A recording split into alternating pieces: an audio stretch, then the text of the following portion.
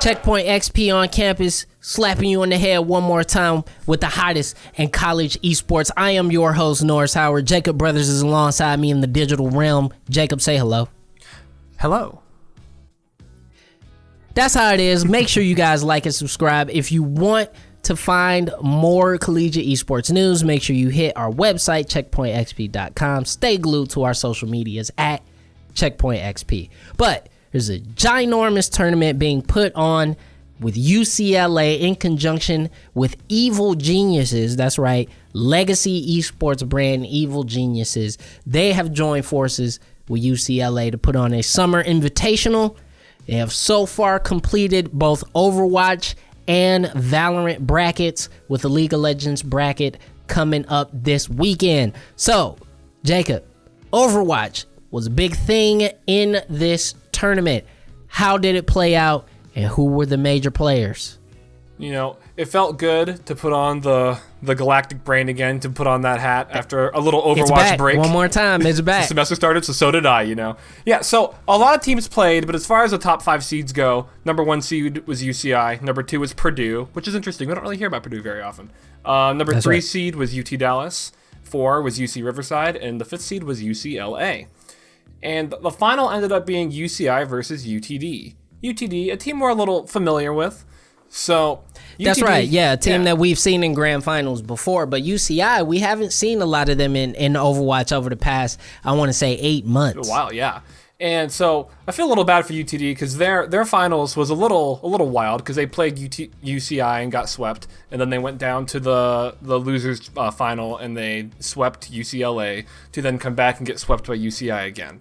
And in both UCI games, they weren't using the full same roster. So UCI was showing depth because, for example, in the first series, UCI was using tank Patrick. Patrick. And DPS Platinum. And then in the second round, they were using tank Ago and DPS So before we move forward at all, we gotta talk about Platinum, because Platinum is. I knew you'd love Platinum. First of all, Platinum's Phara, absolutely. Incredible Phara. It was just incredible. Phara. There was his movement, his ability to pick people out is absolutely lights out. But this kid's also on the Valorant team, the varsity Valorant team. A sniper on the Valorant team. As a sniper, yeah. As what is happening? The polar opposite with of a kid? flying person with rockets. Literally. So his ability to play 2 very different games, and not just very different. I can understand if he was playing Widow and Ashe in Overwatch, and then going and being, an AWPer or something in Valorant.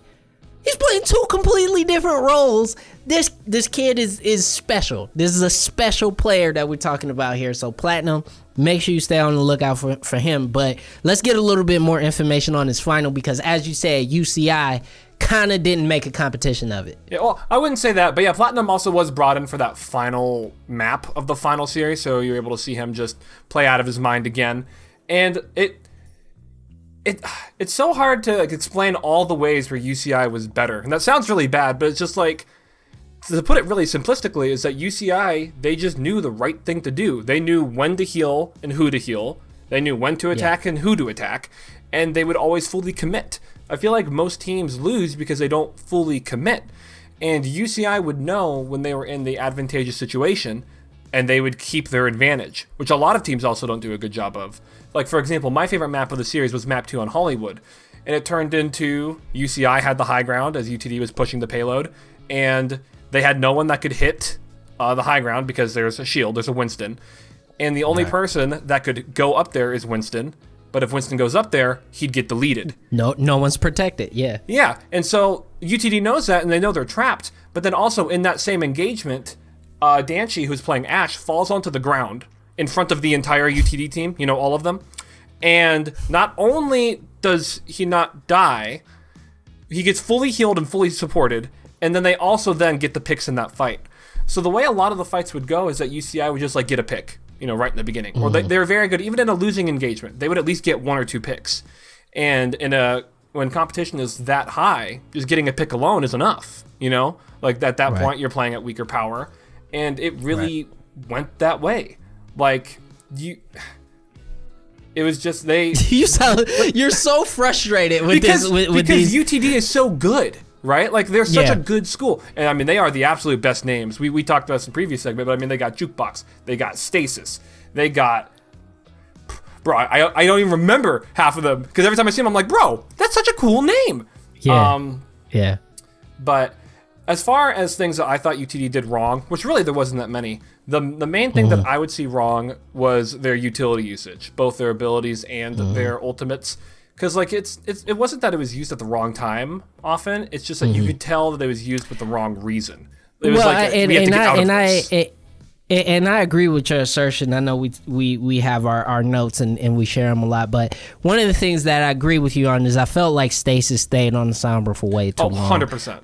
I think Sombra is very much so, if you don't get out ahead, if you don't get alt charge very quickly, you've lost the advantage essentially on Sombra. You got to go and charge the ult quick. Make sure you strategically use the EMP, and if you're not able to do that, then essentially you're just kind of not helping. You're not doing anything. At least with a tracer. At least with a tracer, you could go in and out. You could disrupt you could disrupt the opposing team, and you could begin to really, really do some damage. Go ahead. Yeah, but on top of that, because like Stasis was a really good Sombra. And like the times where Sombra worked, Sombra did work. The issue was when you do everything correctly, you get your ultimate, you collapse properly, and you're still not winning the game. At that point, the character is not working. Not Stasis's fault, it's not Sombra's fault, it's just not fitting in that comp at that time. Yeah. And you have to know when to jump ship, because Stasis was a really great tracer. And you would think that if you have more success with one character, you should just go with the character success over the comp if it fits in that time. And so it was a lot of that. It was a lot of like Sombra just wasn't working, and they stuck to that Sombra like their life depended on it, and so they would continue to lose and they'd continue to be behind. But yeah, it ended up being a 3-0 sweep, and it was relatively close at times, but like you could just tell UTD was just kind of fighting to stay afloat. And all of their engagements, even when they would win the engagements, you knew they were like, we need to get rid of these guys now or we are done. And you could like feel that vibe off of them. But, congrats to UCI. Definitely. Congrats to UCI. They did very well on this particular tournament. And there's going to be a lot more coming from them. So make sure you stay glued to UCI.